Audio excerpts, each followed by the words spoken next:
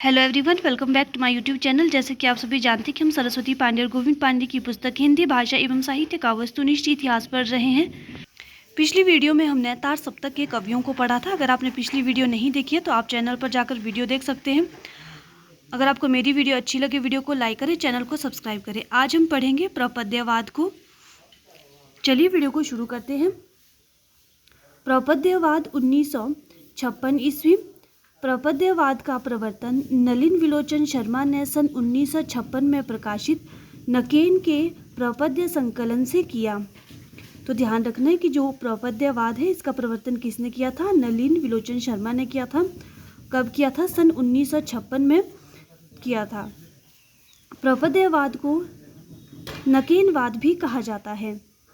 पूछा जा सकता है कि प्रपद्यवाद को और किस नाम से जानते हैं? तो नकेनवाद के नाम से भी इसको जाना जाता है, क्योंकि इसमें बिहार के 3 कवि नलिन विलोचन शर्मा, केशरी कुमार और नरेश के नाम के प्रथम अक्षरों को आधार मानकर नकेन बनता है। आगे देखते हैं।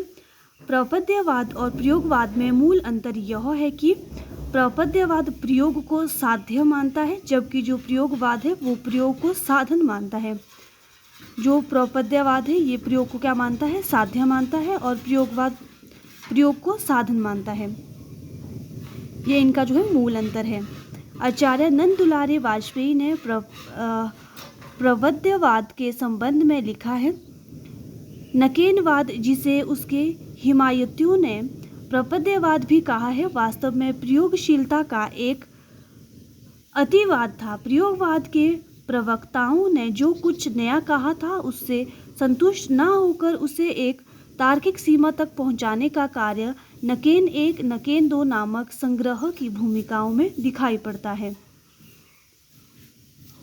आगे देखते हैं। सन 1952 में नरेश के संपादकत्व में प्रकाशित पत्रिका प्रकाशन में नकेनवादियों ने प्रपद्यवाद को तथा कथित प्रयोग 10 स्तुति घोषित किया। आगे देखते हैं। नई कविता 1954 ईस्वी। नई कविता नाम अज्ञेय का दिया हुआ है। तो ध्यान रखना है कि जो नई कविता है ये नाम किसने दिया है? तो ये अज्ञेय का दिया हुआ है।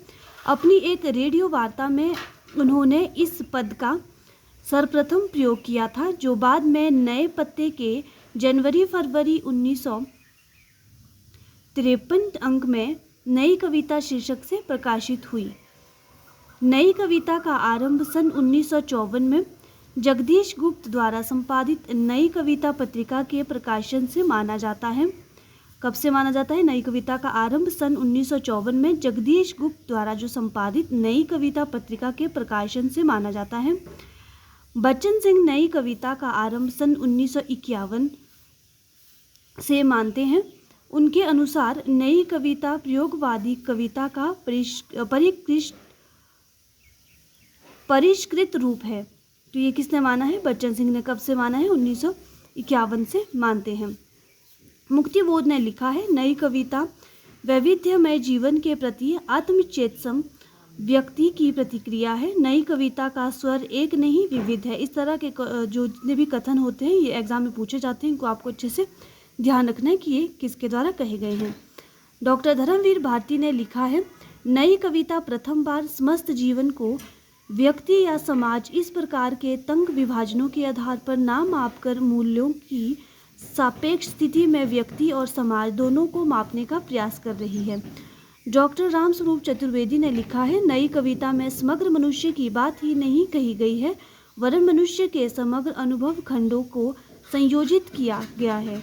डॉक्टर रामस्वरूप चतुर्वेदी ने भाषा संवेदना और सर्जन पुस्तक में नई कविता के संदर्भ में लिखा है, आज की कविता को जांचने के लिए जो प्रास के रजतपाश से मुक्त हो चुकी है, अलंकारों की उपयोगिता अस्वीकार हो चुकी है और छंदों की पायलें उतार चुकी हैं, काव्य भाषा का ही आधार शेष रह गया है, क्योंकि कविता के संगठन में भाषा प्रयोग की मूल केंद्रीय स्थिति है। कविता उत्कृष्ट शब्दों का उत्कृष्ट क्रम है।